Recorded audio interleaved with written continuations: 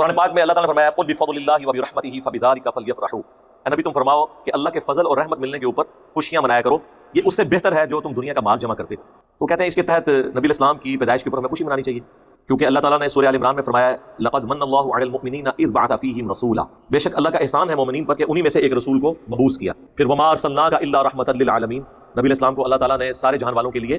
رحمت بنا کر بھیجا۔ تو وہ کہتے ہیں کہ جی دیکھیں جب اللہ تعالیٰ کہہ رہا ہے کہ میرا فضل اور رحمت ملے، اور ایسا فضل جس پہ اللہ احسان جتا رہا ہے مومنین پر، تو اس کے ملنے پہ خوشی کرنی چاہیے، بالکل ٹھیک ہے۔ لیکن اگر یہ آپ آیت کا کانٹیکسٹ پڑھیں تو یہ اسپیسیفکلی قرآن کے بارے میں ہے، اسے آپ ایکسٹراپولیٹ کر سکتے ہیں نبی الاسلام کی ذات کے بارے میں بھی، لیکن اس کا سٹارٹ یوں ہوتا ہے بے شک تمہارے پاس تمہارے رب کی طرف سے ایک واضح و نصیحت والی چیز آ گئی اور ہدایت اور رحمت مومنین کے لیے، یعنی قرآن، اور پھر آتا ہے قل بفضل اللہ وبرحمتہ، یعنی قرآن کے ملنے پر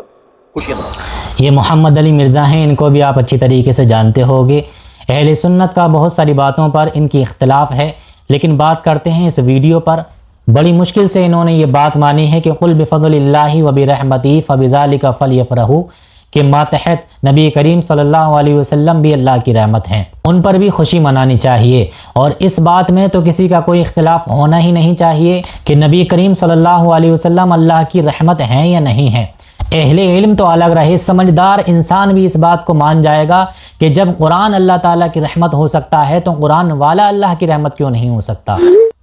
اور پھر بھی اس سب کے باوجود کہیں لوگ اسی میں ہلک کے نہ رہ جائیں، اللہ تعالیٰ نے اس شک کو ہی دور کر دیا وما ارسلناک الا رحمۃ للعالمین فرما کر۔ اور یہ جو آیت کریمہ ہے قل بفضل اللہ وبرحمتہ فبذلک فلیفرحوا، اس آیت کریمہ کے ماتحت کوئی بھی اللہ کی رحمت نازل ہو اس پر خوشی منا سکتے ہیں، چاہے وہ بچے کی ولادت ہو، چاہے بچی کی ولادت ہو، یا کوئی بھی اللہ تعالیٰ کی رحمت ہو اس پر خوشی منا سکتے ہیں۔ تو جب ہم اللہ تعالیٰ کی باقی رحمتوں پر خوشی منا سکتے ہیں تو جو نبی ہمارے اور آپ کے لیے سب سے بڑی رحمت بن کر آئے ان کے لیے ہم خوشی کیوں نہ منائیں؟